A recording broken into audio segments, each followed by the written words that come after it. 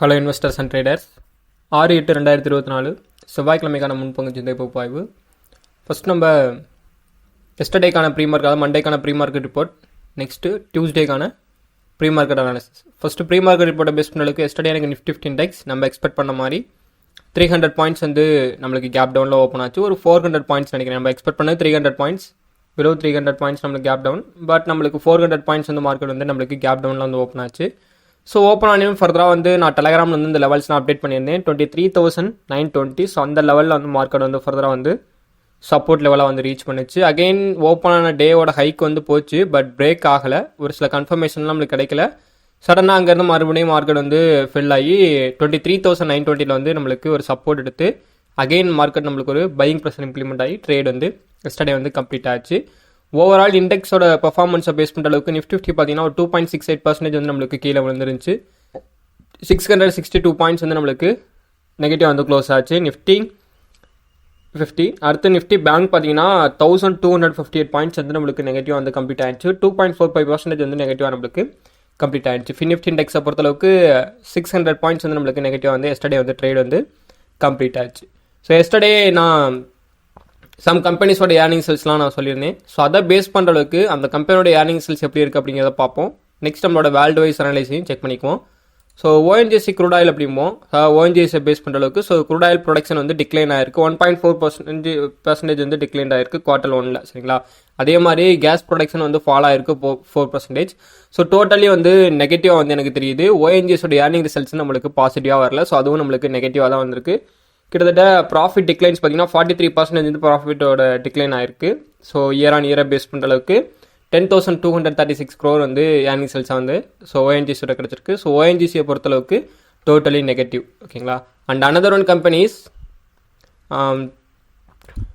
Next Bharti Airtel. So இதோட quarter 1 net ப்ராஃபிட்டை பொறுத்தளவுக்கு மோர் தென் டபுளாக இருக்குது. 4,160 crore வந்து இந்த குவார்டர் ரிசல்ட்ஸில் வந்து நம்மளுக்கு அதோட ஏர்னிங் ரிசல்ட்ஸ் வந்து கிடச்சிருக்கு. ஸோ இதை பொறுத்தளவுக்கு one of the positive expectation, அதாவது டலால் ஸ்ட்ரீட்டோட எக்ஸ்பெக்டேஷன் வந்து பீட் பண்ணியிருக்கு பாரதி ஏர்டெல். ஸோ இதை பொறுத்தளவுக்கு ஒன் ஆஃப் த பாசிட்டிவாக வந்து நம்மளுக்கு ஏர்னிங் ரிசல்ட்ஸ் வந்து கிடச்சிருக்கு. எஸ்டர்டே நல்ல ஒரு பர்ஃபார்மன்ஸ் வந்து பண்ணிச்சானா, ஸோ மோர் தென் கம்பெனிஸ் வந்து பையிங் ப்ரெஷரில் வந்து இருந்துச்சு. பட் மார்க்கெட் வந்து அந்த அளவுக்கு மூவ்மெண்ட் கிடையாது. இன்ஸ்டியூஷனோட பையிங் மெத்தட் வந்து இருந்தது. கண்டிப்பாக செல்லிங் மெத்தட் மட்டும் தான் இருந்துச்சுன்னா கண்டிப்பாக பையிங் மெத்தட்ஸ் இருந்திருக்கு.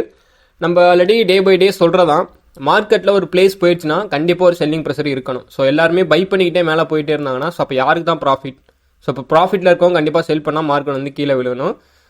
ஆப்பிள் கம்பெனியோட ஷேர் வந்து வாரன் பஃபட் வந்து செல் பண்ணார். சரிங்களா? ஸோ நல்ல ஒரு பீக் லெவலில் போச்சு. அவரும் செல் பண்ணார். ஸோ அவரோட நேரமாக என்னன்னு தெரில, அன்எம்ப்ளாய்மெண்ட் டேட்டாவோ யூஎஸோட அன்எம்ப்ளாய்மெண்ட் டேட்டாவும் நம்மளுக்கு நெகட்டிவாக வந்து கிடச்சிச்சு. ஸோ அதே மாதிரி next fed interest rate cut பண்ணுறதுக்கான வாய்ப்புகள் இல்லை அப்படின்னாங்க. ஸோ சடனாக வந்து எல்லாமே ஒரு பேனிக்கில் செல் பண்ணுறது தான். மார்க்கெட்டில் டக்குன்னு செல்லிங் ப்ரெஷர் வந்து இம்ப்ளிமெண்ட் ஆகி ஸோ வேர்ல்டு மார்க்கெட் எல்லாம் கிராஸ் ஆக ஸ்டார்ட் ஆயிடுச்சு. சரிங்களா? ஸோ அதை ஒரு ரீசனாக வச்சு இன்ஸ்டியூஷனை வந்து செல் பண்ணுறது தான், வேறு எந்த ஒரு கிடையாது. இப்போ அகைன் இன்ஸ்டியூஷன் பை பண்ணுறதுக்கான பாசிபிலிட்டிஸ் இருக்குது. ஸோ அதே மாதிரி தான் எஸ்டர்டே நிஃப்டி 50 பொறுத்தளவுக்கு Hindustan Unilever, Tata consumer, Nestle India, Britannia, HDFC life, so இதெல்லாம் பார்த்தீங்கன்னா ஒரு பிலோ 1% நம்மளுக்கு பையிங் ப்ரெஷர் வந்து இருந்துச்சு. பட் நம்மளுக்கு நெகட்டிவாக போனது எல்லாமே டாடா மோட்டார்ஸ், ஓஎன்ஜிசி நான் சொன்ன மாதிரி ஸோ எஸ்டர்டேவே நெகட்டிவாக வந்து போயிருக்கு. அதுவும் டாப் கெய்னரில் டாப் லாசர்ஸில் வந்து போயிருக்கு. அதானி போர்ட்ஸ், டாடா ஸ்டீல், ஹிண்டல்கோ. ஸோ இது எல்லாமே நம்மளுக்கு எஸ்டர்டே வந்து நெகட்டிவாக வந்து ட்ரேட் வந்து கம்ப்ளீட் ஆயிருக்கு. ஸோ டாடா மோட்டார்ஸ்லாம் கிட்டத்தட்ட பார்த்தீங்கன்னா 7.40% நெகட்டிவாக கம்ப்ளீட் ஆயிருக்கு. ஓஎன்ஜிசி பார்த்தீங்கன்னா 6.39% வந்து நெகட்டிவாக கம்ப்ளீட் ஆயிருக்கு. ஸோ டோட்டலி இந்த கம்பெனிஸ் எல்லாமே எஸ்டர்டே வந்து நெகட்டிவாக வந்து கம்ப்ளீட் ஆயிருக்கு. சரிங்களா? எஸ்டர்டே எஃப்ஐடியோட ஆக்டிவிட்டிஸை பேஸ் பண்ணுற அளவுக்கு என்ன கன்ஃபர்மேஷன் நம்மளுக்கு கிடச்சிருக்குன்னா, எஃப்ஐஎஸ் நெட் சேல்ஸ் வந்து பண்ணியிருக்காங்க 10,000 crore, 10,074 crore வந்து நெட் சேல்ஸ் வந்து பண்ணியிருக்காங்க. டிஏ வந்து நெட் பர்ச்சேஸ் வந்து பண்ணியிருக்காங்க 9,156 crore வந்து நெட் பர்ச்சேஸ் வந்து பண்ணியிருக்காங்க டிஏ. ஸோ எஃப்ஐஎஸ் வந்து பர்ச்சேஸ் பண்ணால் தான் மார்க்கெட் வந்து இன்னும் அப் ட்ரெண்டில் போகிறதுக்கான பாசிபிலிட்டிஸ் இருக்குது. டிஏஎஸ் வந்து நல்ல ஒரு பர்ஃபார்மன்ஸ் வந்து கொடுக்குறாங்க. ஸோ ஏன்னா மார்க்கெட் வந்து கீழே விடாமல் ஸோ அகைன் பை பண்ணப்போ ஸ்டார்ட் பண்ணிட்டாங்க. எஸ்டர்டே எக்ஸ்பெக்ட் பண்ணே மறுபடியும் மார்க்கெட் கீழே போகுமான்றது. ஸோ ஆனால் எனக்கு ஒரு பக்கம் ஒரு கன்ஃபர்மேஷன் என்ன கிடச்சி அப்படின்னா, மியூச்சுவல் ஃபண்ட்ஸ் எல்லாமே நம்மளோட டிஏஎஸ் வந்து அதிகம், அதாவது இந்தியாவை பொறுத்தளவுக்கு மியூச்சுவல் ஃபண்ட் இன்வெஸ்ட்மெண்ட் வந்து ரைஸ் ஆகிட்டே இருக்குது. ஸோ அப்போ அவங்களும் ஒரு டொமஸ்டிக் இன்ஸ்டியூஷனில் ஒரு பிளேஸ் வந்து மியூச்சுவல் ஃபண்ட் கம்பெனிஸ் வந்து இருக்காங்க. ஸோ அப்போ அவங்களோட பையிங் ப்ரெஷர் கண்டிப்பாக இருக்கிறதுக்கான பாசிபிலிட்டிஸ் ரொம்ப அதிகமாகவே இருக்கும். ஸோ அப்படிங்கிறத எக்ஸ்பெக்ட் பண்ணி அதே மாதிரி மார்க்கெட்டை பையிங் ப்ரெஷர்லேருந்து பிலோ 24,400 வந்து நம்மளுக்கு சரி பிலோ 24,000 வந்து மார்க்கெட் வந்து நம்மளுக்கு ஸ்டேபிளாக வந்து உட்கார வச்சாங்க. சரிங்களா? ஓகே. ஸோ இப்போ நம்மளோட வேர்ல்டு வைடு அனலைஸை பேஸ் பண்ணுற அளவுக்கு நம்மளுக்கான கன்ஃபர்மேஷன் என்னன்னா, ஸோ அதையும் நம்ம செக் பண்ணிக்குவோம். வேர்ல்டு வைடு அனலைஸை பேஸ் பண்ணுற அளவுக்கு கிடச்சிருக்கக்கூடிய கன்ஃபர்மேஷன். ஸோ நம்மளுக்கு ஃபர்தராக கிஃப்ட் நிஃப்டி இண்டெக்ஸ் நம்மளுக்கு எந்த மாதிரி மூவ் ஆகிட்டு இருக்கு அப்படின்னா, ஸோ கிஃப்ட் நிஃப்டி இண்டெக்ஸ் எனக்கு பாசிட்டிவாக வந்து மூவ் ஆகிட்டு இருக்கு. சரிங்களா? ஸோ இதை பொறுத்தளவுக்கு இன்றைக்கான நிஃப்டி அனலைஸை பேஸ் பண்ணுற அளவுக்கு எனக்கு என்னன்னா, ஒரு 150 பாயிண்ட்ஸ் வந்து நம்மளுக்கு மார்க்கெட் வந்து கேப் அப்பில் ஓப்பன் ஆகுதுங்க. 100 to 150 பாயிண்ட்ஸ். சரிங்களா? கிஃப்ட் நிஃப்டி மூவ் ஆகிறத பேஸ் பண்ணி. ஓகே, 100 to 150 பாயிண்ட்ஸ் நம்மளுக்கு கேப் அப்பில் ஓப்பன் ஆகிறதுக்கான சான்சஸ் வந்து இருக்குது. அண்ட் அகைன் பார்த்தீங்கன்னா டவ் ஜோன்ஸ் ஃபீச்சர்ஸ் பார்த்தீங்கன்னா 0.75% வந்து பாசிட்டிவ் வந்து கம்ப்ளீட் ஆயிருக்கு trade. And Nasdaq S&P 500 totally negative வந்து கம்ப்ளீட் ஆயிருக்கு. 3% வந்து நெகட்டிவ் வந்து நம்மளுக்கு கம்ப்ளீட் ஆயிருக்கு. Okay, so Japanese market Chinese மார்க்கெட்டை பொறுத்தளவுக்கு நம்மளுக்கு பாசிட்டிவாக கம்ப்ளீட் ஆயிருக்கு. ஸோ அங்கே எந்த ப்ராப்ளம் கிடையாது. ஏசியன் மார்க்கெட்டை பொறுத்தளவுக்கு ப்ராப்ளம் கிடையாது. ஸோ யூஎஸ் மார்க்கெட்டை பொறுத்தளவுக்கு டோட்டலி நம்மளுக்கு நெகட்டிவ் வந்து கம்ப்ளீட் ஆயிருக்கு.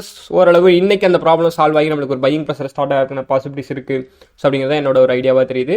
ஓவரால் நம்மளோட குளோபல் வியூவை பேஸ் பண்ணுற அளவுக்கு மார்க்கெட் வந்து அகைன் வந்து பையிங் ப்ரெஷர் ஸ்டார்ட் ஆகிற ஒரு பொசிஷனில் வந்து ரெடியாக நிற்குது.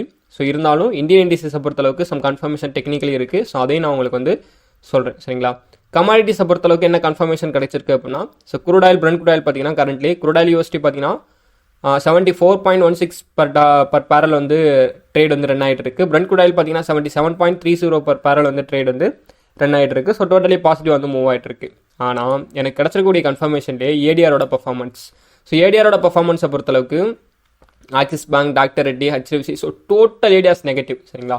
ஸோ ஹெச்டிஎஃப்சி பேங்க்லாம் 3% வந்து நெகட்டிவ் வந்து கம்ப்ளீட் ஆயிருக்கு. இன்ஃபோசிஸ் ஏடிஆர் 4% நெகட்டிவாக கம்ப்ளீட் ஆயிருக்கு. விப்ரோ ஏடிஆர் 4% நெகட்டிவாக கம்ப்ளீட் ஆயிருக்கு. அண்ட் அனதர் நெக்ஸ்ட் பார்த்தீங்கன்னா டாக்டர் ரெட்டி 2% நெகட்டிவ் வந்து கம்ப்ளீட் ஆயிருக்கு. ஸோ ஆல் ஏடிஆர்ஸுமே நம்மளுக்கு நெகட்டிவ் வந்து கம்ப்ளீட் ஆயிருக்கு. எல்லா ஏடிஆர்ஸ் பர்ஃபார்மன்ஸுமே எபோவ் 1% நம்மளுக்கு நெகட்டிவ் வந்து கம்ப்ளீட் ஆயிருக்கு. சரிங்களா? ஸோ அப்போ நம்மளுக்கு ஏடிஆர்ஸை பொறுத்தளவுக்கு நெகட்டிவாக இருக்கனால ஸோ மார்க்கெட்டில் நம்ம இன்னும் சம் செல்லிங் ப்ரெஷர் வந்து எக்ஸ்பெக்ட் பண்ணலாம். ஸோ அப்படிங்கிறது எனக்கு வந்து தெரியுது. ஓகே, நெக்ஸ்ட் நம்மளோட டெக்னிக்கல் அனாலிசிஸ் பார்ப்போம். நிஃப்டி பேங்க் நிஃப்டிக்கான டெக்னிக்கல் கன்ஃபர்மேஷன் என்ன கொடுக்குதோ அதை பேஸ் பண்ணி நம்மளோட ட்ரேடிங் ஐடியா வந்து இன்றைக்கி வந்து கிரியேட் பண்ணலாம். Nifty index so 1 day time ஃப்ரேமில் இருக்குது. நம்மளோட லாங் டேர்ம் அனலைஸை பொறுத்தளவுக்கு எஸ்டர்டே நிஃப்டி என்னோட ஒரு கோல்டன் ரேஷியோ லெவலில் வந்து ரீச் பண்ணிச்சு. 23,983 வந்து கோல்டன் ரேஷியோ லெவல். ஸோ அங்கே வந்து ரீச் பண்ணிச்சு. கண்டிப்பாக அந்த லெவல்ஸ் கீழே வந்தால் ஒரு பையிங் ப்ரெஷர் இருக்கணும். ஸோ அதான் என்னோட கன்ஃபர்மேஷன். எனக்கு கிடச்சிருக்கூடிய லெவல்ஸை பேஸ் பண்ணுற கன்ஃபர்மேஷன். ஓகே, ஸோ என்ன நடக்குது அப்படின்னா ஃபர்தராக மார்க்கெட் வந்து எனக்கு 23,800 வந்து one of the crucial support level அப்படின்னா எஸ்டர்டே வந்து மென்ஷன் பண்ணியிருந்தேன். ஸோ அதை பேஸ் பண்ணுற அளவுக்கு மார்க்கெட் வந்து ஸோ அந்த லெவல் வரையும் நம்மளுக்கு விழுகலை. ஃபர்தராக அதுக்கு மேலே வந்து இருக்குது. சரிங்களா? இப்போ இன்னைக்கான கன்ஃபர்மேஷனை பேஸ் பண்ணுற அளவுக்கு இந்த எஸ்டர்டேவோட ஹையை பிரேக் பண்ணிச்சு அப்படின்னா அகைன் மார்க்கெட் வந்து 24,600 போயிட்டு ரீச் பண்ணணும். என்னோட கன்ஃபர்மேஷன் பிரகாரம் எனக்கு கிடச்சிருக்கக்கூடிய இன்ஃபர்மேஷன் இதுதான். சரிங்களா? ஒன்ஸ் எஸ்டர்டேவோட லோவை பிரேக் பண்ணிச்சு அப்படின்னா next 23,800 one of the crucial level support.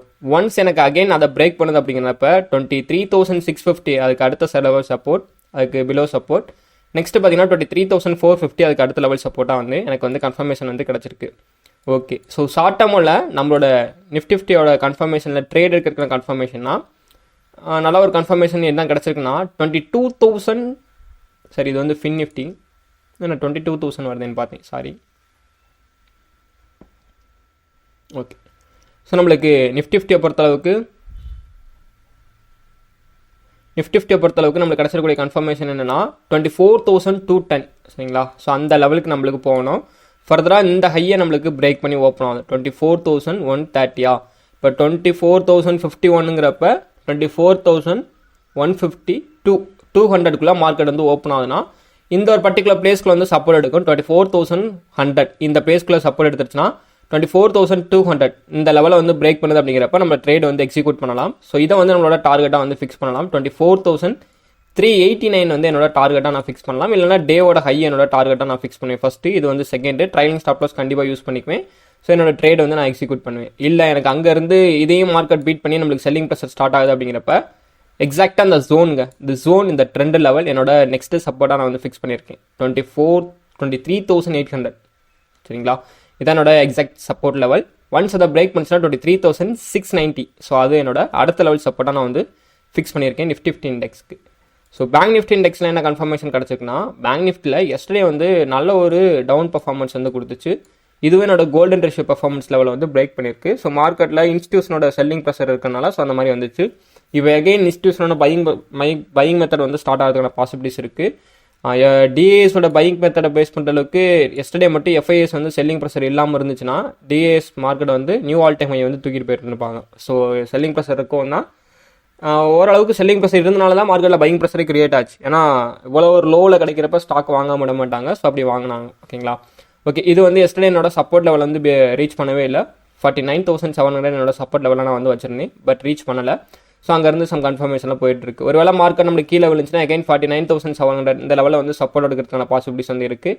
Once இங்கேருந்து நம்மளுக்கு அப் ட்ரெண்ட் போகுது, இல்லை இருக்க லெவல்லேருந்தே நம்மளுக்கு அகைன் அப் ட்ரெண்ட் போகுதுன்னா 50,200. ஸோ இங்கேருந்து நம்மளுக்கு ஒரு மேலே போச்சு அப்படின்னா ஒரு சப்போர்ட் லெவல் இங்கேருந்து எடுத்துகிட்டு அகைன் நம்மளுக்கு 51,000 போயிட்டு ரீச் பண்ணுறதுக்கான சான்சஸ் வந்து நம்மளுக்கு பேங்க் நிஃப்டி இண்டெக்ஸில் கிடச்சிருக்கு. சரிங்களா. ஸோ அதே பேங்க் நிஃப்டி இண்டெக்ஸில் கன்ஃபர்மேஷன் ஷார்ட் டேர்ம் லெவலில் பேஸ் பண்ணுற அளவுக்கு ஸோ இந்த 50,230 ஸோ அதை பிரேக் பண்ணுது அப்படிங்கிறப்ப நெக்ஸ்ட்டு 50,387 ஒன் ஆஃப் த எனக்கு ஒரு சப்போர்ட் ரெசிஸ்டன்ஸ் லெவலாக வச்சுருக்கேன். ஒன்ஸ் அதை பிரேக் பண்ணிச்சுன்னா டேவோட ஹை எஸ்டர்டேவோட ஹை 50,600 to 800. ஸோ அந்த லெவல் வந்து என்னோட நெக்ஸ்ட் ரெசிஸ்டன்ஸாக நான் வந்து பேங்க் நிஃப்டி இண்டெக்ஸ்க்கு ஃபிக்ஸ் பண்ணி வச்சிருக்கேன்.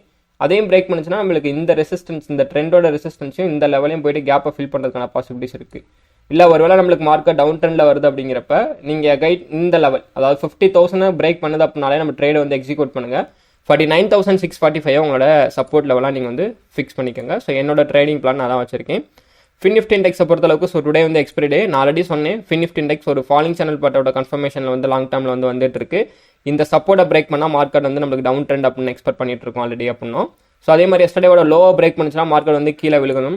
ஸோ அது எவ்வளோ தூரம் வந்து விழுகிறதுக்கான பாசிபிலிட்டிஸ் இருக்குது அப்படின்னா 22,297 so one of the support. ரொம்ப குரூசியலான முக்கியமான சப்போர்ட்னா 22,000 ஒன் ஆஃப் த முக்கியமான சப்போர்ட்டாக எனக்கு வந்து ஆக்டிவாக இருக்கான பாசிபிலிட்டிஸ் இருக்குது. டேவோட ஹையை பிரேக் பண்ணிச்சு அப்படின்னா மார்க்கெட் நம்மளுக்கு ஃபர்தராக வந்து இந்த ரெசிஸ்டன்ஸ் ட்ரெண்டை பிரேக் பண்ணி ஸோ நம்மளுக்கு ஆல் டைம் ஹையை போய்ட்டு பிரேக் பண்ணுறதுக்கான பாசிபிலிட்டிஸ் அதிகமாக இருக்குது. ஷார்ட் டேர்மோட கன்ஃபர்மேஷன் என்ன கன்ஃபர்மேஷன் கிடச்சிருக்கு அப்படின்னா ஸோ அதே தான் பேங்க் நிஃப்டி என்ன கன்ஃபர்மேஷனோ அதே தான். ஸோ இந்த ஒரு 22,800 பிரேக் பண்ணிச்சு அப்படின்னா மார்க்கெட் வந்து டேவோட ஹையை ரீச் பண்ணும். அதை பிரேக் பண்ணலாம் நம்மளுக்கு அதுக்கு கீழே வந்து மார்க்கெட் ஃபர்தராக வந்து வருது அப்படின்னா எனக்கு 22,564 ஒன் ஆஃப் த சப்போர்ட். அதுக்கப்புறம் 22,300 to 400 one of the support லெவலாக எனக்கு ஆக்டிவ் ஆகும். ஒரு வேளை எனக்கு ஆல் டைம் ஹை டேவோட ஹையை பிரேக் பண்ணுது அப்படின்னா ஸோ மார்க்கெட் ஃபர்தராக இந்த சப்போர்ட்டை போய் ரீச் பண்ணிவிட்டு ஒரு ரீட்ரெஸ் கன்ஃபர்மேஷன் கொடுத்துட்டு மார்க்கெட் ஃபர்தராக வந்து 23,537 இந்த ட்ரெண்ட் வரையும் மூவ் ஆகிருக்கான சான்சஸ் வந்து அதிகமாக வந்து எனக்கு ஃபின் நிஃப்டி இண்டெக்ஸில் வந்து இருக்குது. சரிங்களா. ஓவரால் சம்மர் ரேட் கன்க்ளூஷனை பேஸ் பண்ணுற அளவுக்கு எஃப்ஐஏ சம் செல்லிங் ப்ரெஷர் இன்னமும் கொடுக்கறதுக்கான சான்சஸ் வந்து இருக்குது. ஸோ ஏன்னா யூஎஸோட ஸோ அந்த ரஷ்யனை பேஸ் பண்ணி சம் செல்லிங் ப்ரெஷர் கொடுக்கறதுக்கான சான்சஸ் இருக்குது. But DAS totally buying pressure போகிறதுக்கான பாசிபிலிட்டிஸ் அதிகமாக இருக்குது. மார்க்கெட் நல்லா கீழே விழுந்திருக்கு. அகெயின் சம் ஸ்டாக்ஸ் வந்து பை பண்ணுறதுக்கான பாசிபிலிட்டிஸ் இருக்குது. மியூச்சுவல் ஃபண்ட் கம்பெனிஸ் அகெயின் வந்து பையிங் ப்ரெஷர் கொடுக்கறதுக்கான பாசிபிலிட்டிஸ் அதிகமாகவே இருக்குது. ஸோ இதான் என்னோட கன்ஃபர்மேஷன்லேருந்து கிடச்சிருக்கு. ஸோ டெக்னிக்கலி மார்க்கெட் வந்து வெரி ஸ்டேபிளாக வந்து இருக்குது. பட் ஃபஸ்ட்டு ஒரு 1 hour லாஸ்ட் ஹவர்ஸ் இந்த லெவல்லாம் நம்ம டெக்னிக்கலை ரொம்ப ஃபாலோ பண்ணுறது கொஞ்சம் குறைச்சிக்கிட்டு ஸோ மார்க்கெட்டில் வந்து டைமிங்கை பேஸ் பண்ணி டெக்னிக்கலை வந்து நம்ம ஃபிக்ஸ் பண்ண பார்த்துக்கணும். ஸோ அப்போ தான் நம்மளுக்கான கன்ஃபர்மேஷன் ரொம்ப ஸ்ட்ராங்காக கிடைக்கும். ட்ரேடிங்கும் ரொம்ப ஸ்ட்ராங்காக கிடைக்கிறதுக்கான பாசிபிலிட்டிஸ் வந்து அதிகமாக வந்து இருக்கும். சரிங்களா. ஸோ இதான் வந்து என்னோட கன்ஃபர்மேஷனில் இன்றைக்கி எனக்கு கிடச்சிருக்கக்கூடிய லெவல்ஸ் அண்ட் ஃபண்டமெண்டல் அனாலிசிஸ் எல்லாமே. ஓகே. நெக்ஸ்ட் பார்த்தீங்கன்னா ஸோ மறக்காமல் நம்மளோட டெலிகிராம் சேனலில் போய்ட்டு ஜாயின் பண்ணிடுங்க. ஸோ அதோட லிங்க் பார்த்தீங்கன்னா கீழே வந்து டிஸ்கிரிப்ஷன் அண்ட் பின்னட் கமெண்டில் இருக்குது. என்னோட லைவ் அப்டேஷன் எல்லாமே என்னோட டெலிகிராம் சேனலில் வந்து ஷேர் பண்ணிடுறேன். சரிங்களா. மறக்காமல் வீடியோ வந்து லைக் பண்ணிக்கோங்க. உங்களோட ஃப்ரெண்ட்ஸ் சர்க்கிள் ஏதாவது ஸ்டாக் மார்க்கெட் பற்றி லேர்ன் பண்ணிட்டு இருந்தாங்கன்னா ஸோ அவங்களுக்கு வந்து இந்த வீடியோ வந்து ஷேர் பண்ணி விடுங்க. ஸோ நீங்களும் டே பை டே வந்து ஸ்டாக் மார்க்கெட் ரிலேட்டட் லேர்ன் பண்ணிக்கிட்டே இருக்கணும்னா ஸோ மறக்காமல் நம்மளோட சேனல் வந்து சப்ஸ்கிரைப் பண்ணி வச்சுக்கோங்க. ஓகே. ஸோ அப்போ தான் உங்களுக்கு நோட்டிஃபிகேஷனாக டெய்லி நம்ம போடக்கூடிய வீடியோ வந்து சேரும். நீங்களும் லேர்ன் பண்ணிகிட்டே இருக்க முடியும். ஓகேங்களா. So I am not a SEBI registered advisor. This video full and free education purpose only. Okay. Thanks for watching. Thank you.